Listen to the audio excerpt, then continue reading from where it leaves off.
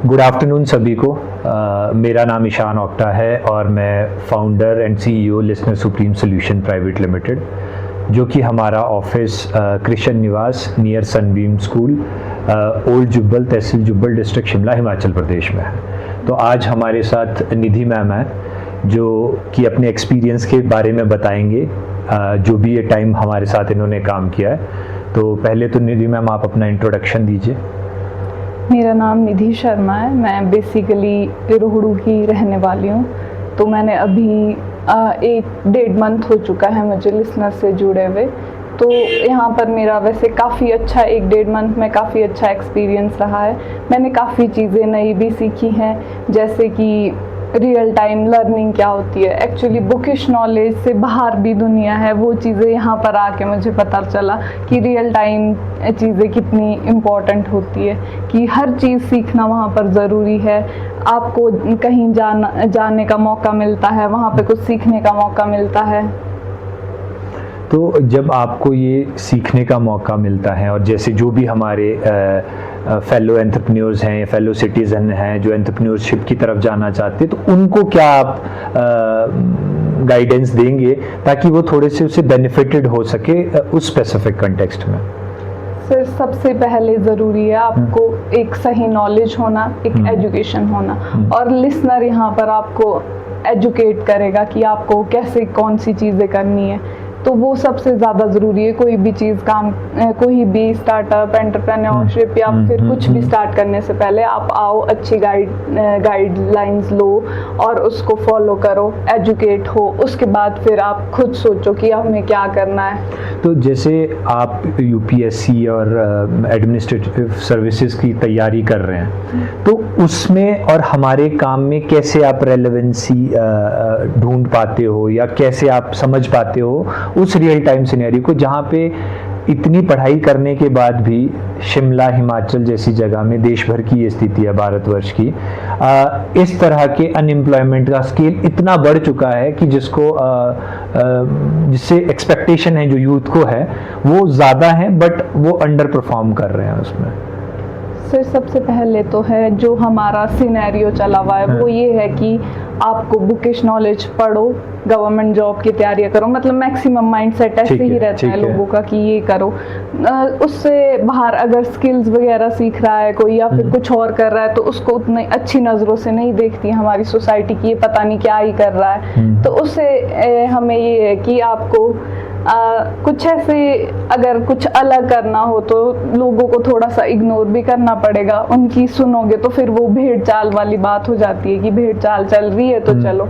अगर कुछ हटके करना है, कुछ नया करना है, तो फिर आपको अपने अकॉर्डिंग खुद को सुनना पड़ेगा, खुद की बातें खुद को समझना पड़ेगा, खुद को मौका देना पड़ेगा आगे आने। तो जो मार्केट है जो आपको क्रिटिसाइज कर रही है, उसको हमें ग्रेसफुली एक्सेप्ट करना होगा, और वो करेगी। आप ये इसमें कहना चाह रहे हैं? तो ये मार्केट का एक सबसे एक्सट्रीम सिचुएशन है, और एक्सट्रीम सिचुएशन ज्योग्राफी और डेमोग्राफी के साथ वो और ज़्यादा बढ़ जाता है, क्योंकि ये सबसे प्राइम चैलेंज है। मार्केट आपको ये बताएगी कि भाई हमें तो समझ ही नहीं आ रहा है कि ईशान क्या कर रहा है, निधि मैम क्या कर रहे हैं, पूनम मैम क्या कर रहे हैं, डिम्पल मैम क्या कर रहे हैं, उनको नहीं समझ आएगा। रीज़न ये है कि वो समझ आता है, बट जब तक आप उस जर्नी में पार्टिसिपेट नहीं करते हैं तो आप उससे कनेक्टेड फील नहीं करते हैं। उस वजह से ये चीज़ें होती है।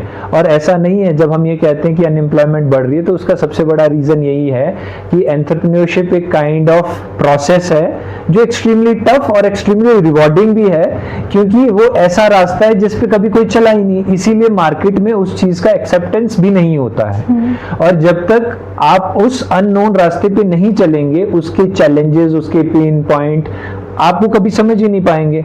और जो अगर आपको लाइफ एक बार मिलती है और अगर आप इस तरह के नए रास्तों पे चलते हैं, तो आप बहुत सारे लोगों को लीड कर सकते हो, क्योंकि मिस्टेक्स भी होंगे, फेलियर्स भी होंगे, सेटबैक्स भी होंगे, बट ज़रूरी नहीं है कि ये चीज़ें हमेशा सस्टेन करेगी।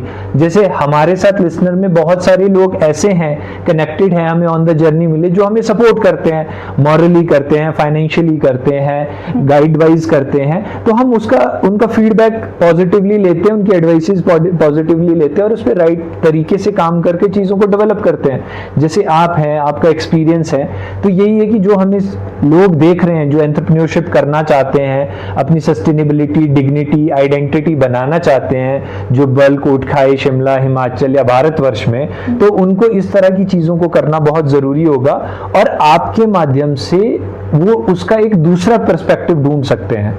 जैसे कॉइन्स के दो साइड है, वो आपके माध्यम से मिल सकता है। हो सकता है कि मैं हेड सी दिखा रहा हूं तो हेड देखने में उनको कम इंटरेस्ट हो, मतलब प्लस देखने में कम हो, क्योंकि वो ये सोच रहे हैं कि ब्रेन जो की टेंडेंसी है नेगेटिव को वो जल्दी परसीव करता है। तो जब आप उनको चीजें बताते हैं दूसरे साइड से, तो हो सकता है वो ज्यादा क्लैरिटी से समझ पाए। इसीलिए आपको ब्रीफ करना ऑडियंस को जरूरी हो जाता है ओपनली, ताकि वो समझ सके कि क्या बड़ा सिनेरियो है जो एक सर्टन फ्रेम में वर्क करता है।